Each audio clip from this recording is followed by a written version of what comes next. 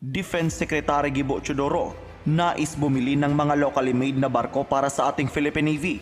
Kongreso, ipinangako sa Department of National Defense na babaguhin ang Modernization Law at Procurement Law upang mas mapabilis ang pagpapatupad ng AFP Modernization Program. Philippine Navy, buong tapang na itinaboy ang isang Chinese warship malapit sa Pag-asa Island. Ang mga bagay na ito ang ating pag-uusapan para sa videong ito.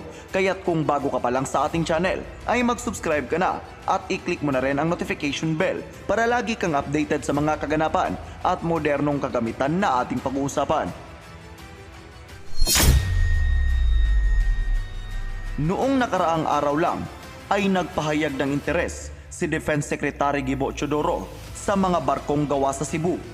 Sa isang interview ay sinabi ng kalihim na mahalaga ang papel na ginagampanan ng mga shipbuilding company sa Cebu para sa ating AFP Modernization Program, lalong-lalo na upang matugunan ang kakulangan ng barko ng ating Philippine Navy. Matatandaan natin na isa sa pinakakilalang shipbuilding company na nakabase sa Cebu ay ang Australian shipbuilder na Austal.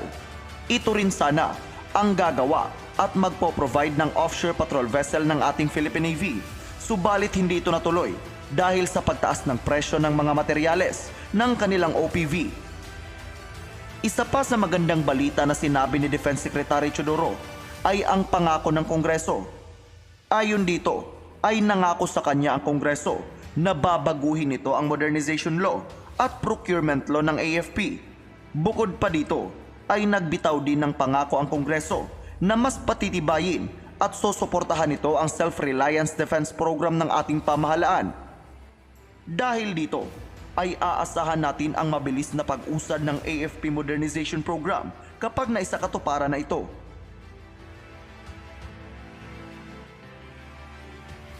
Samantala, buong tapang na binalaan at itinaboy ng isang barko ng Philippine Navy ang Chinese warship sa West Philippine Sea, partikular na sa vicinity ng Pag-asa Island.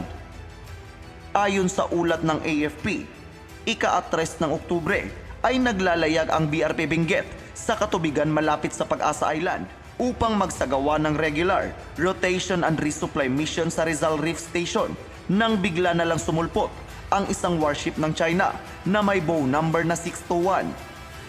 Tinangkapan nitong harangan ang barko ng Philippine Navy, subalit niradyohan ito ng Navy at itinaboy palayo sa kanilang ruta. Panoorin natin ang aktwal na kuha. Si Peña. Distance.